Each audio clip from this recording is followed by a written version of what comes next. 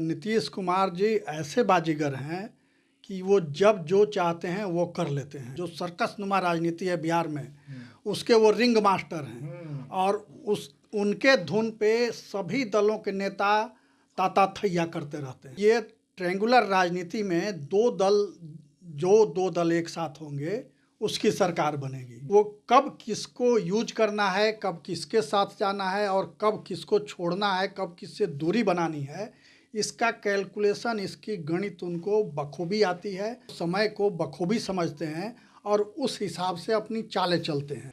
और जो भाजपा कल तक ये कह रही थी कि नीतीश कुमार के लिए भाजपा के दरवाजे सदा के लिए बंद हैं, नीतीश कुमार अपने शर्तों पर जाते हैं।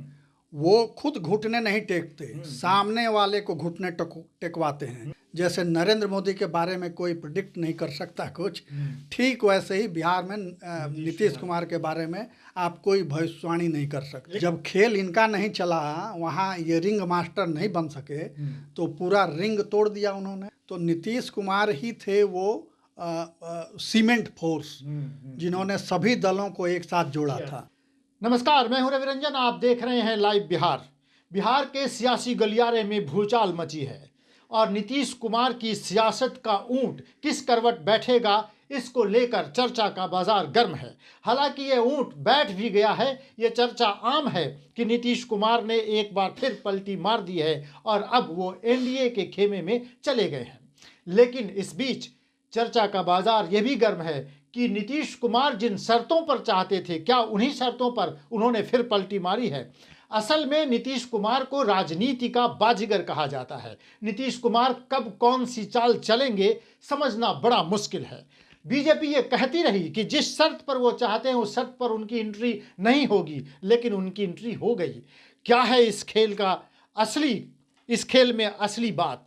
हमारे साथ बातचीत करने के लिए हाजिर हैं इस समय वरिष्ठ पत्रकार प्रवीण बागी जी। प्रवीण बागी जी से हम बातचीत करेंगे। क्या नीतीश कुमार ऐसे बाजीगर हैं जिनको समझना मुश्किल है? बिल्कुल, नीतीश कुमार जी ऐसे बाजीगर हैं कि वो जब जो चाहते हैं वो कर लेते हैं और बिहार की राजनीति को अपनी उंगलियों पे नचाते हैं। और दूसरे शब्दों में ये भी कह सकते हैं कि बिहार की राजनीति का जो सर्कस है, जो सर्कस नुमा राजनीति है बिहार में, उसके वो रिंग मास्टर हैं और उनके धुन पे सभी दलों के नेता ताता थैया करते रहते हैं। चाहे वो भाजपा के नेता हों, चाहे वो राजद के नेता हों, चाहे वो कांग्रेस के नेता हों, या चाहे वो वाम पार्टियों के नेता हों, कोई उनके रिच से बाहर नहीं है। उनके मोह और माया जाल से किसी की माने कोई बाहर नहीं जा सकता है।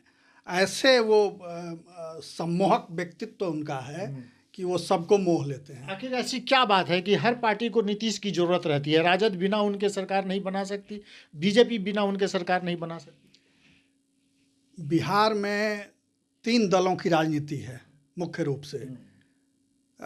राजद है, भाजपा है और तीसरी पार्टी जदयू है। संयोग से अभी जदयू सबसे छोटी पार्टी है। तो ये ट्रायंगुलर राजनीति में दो दल एक साथ होंगे, उसकी सरकार बनेगी।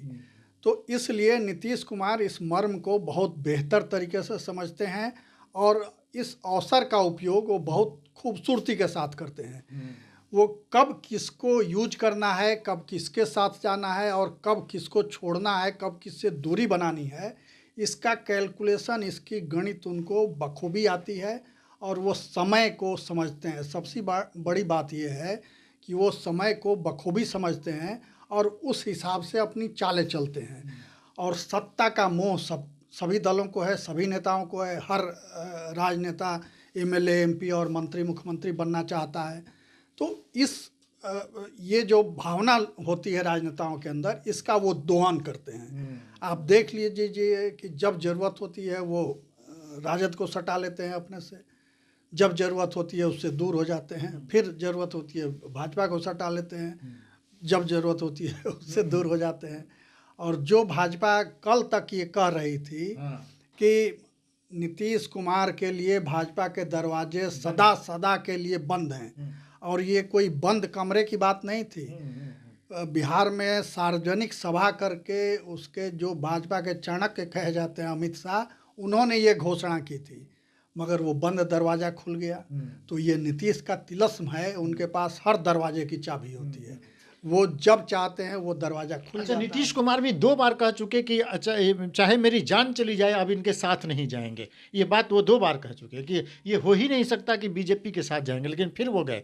तो नीतीश कुमार अपने ही शर्तों पर चले जाते हैं, इसमें क्या बात, आपको क्या लगता है?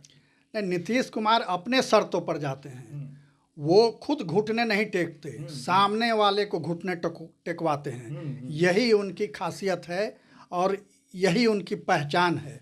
वो जो कहते हैं वो करते नहीं हैं, और जो करते हैं वो कहते नहीं हैं, क्योंकि उनके नज़दीकी लोगों को भी ये मालूम नहीं है कि नीतीश कुमार कल क्या करेंगे या 1 घंटे के बाद क्या करेंगे। ये सिर्फ नीतीश कुमार ही जानते हैं। जैसे नरेंद्र मोदी के बारे में कोई प्रिडिक्ट नहीं कर सकता कुछ, ठीक वैसे ही बिहार में नीतीश कुमार के बारे में आप कोई भविष्यवाणी नहीं कर सकते। लेकिन एक बात है कि नीतीश कुमार जो चाहते थे वो INDIA गठबंधन में नहीं कर पाए, वो जो चाहते थे इसीलिए उनको इधर आना पड़ा। तो तहस नहस कर दिया। जब खेल इनका नहीं चला, वहाँ ये रिंग मास्टर नहीं बन सके, तो पूरा रिंग तोड़ दिया उन्होंने। अब देखिए बिहार में सब छिन्न भिन्न हो गया, बंगाल में छिन्न भिन्न हो गया, यूपी में भी बात उस हिसाब से नहीं बन पा रही है, दूसरे प्रदेशों में भी कमोबेश वही स्थिति है। तो नीतीश कुमार ही थे वो सीमेंट फोर्स जिन्होंने सभी दलों को एक साथ जोड़ा था, और उनको उस हिसाब से वहाँ जगह नहीं मिली, वो सम्मान नहीं मिला, तो उन्होंने वो पीछे हो गए। तो कोई फिर एकजुट करने वाली ताकत वहाँ नहीं बची, कोई वैसा नेता नहीं बचा जो सबको एक साथ बिठा सके। तो वो बिखराव की स्थिति हो गई है इंडिया की। तो चलिए, प्रवीण बागी जी ये बता रहे थे कि नीतीश कुमार राजनीति के ऐसे बाजीगर हैं जिनको समझना बड़ा मुश्किल है।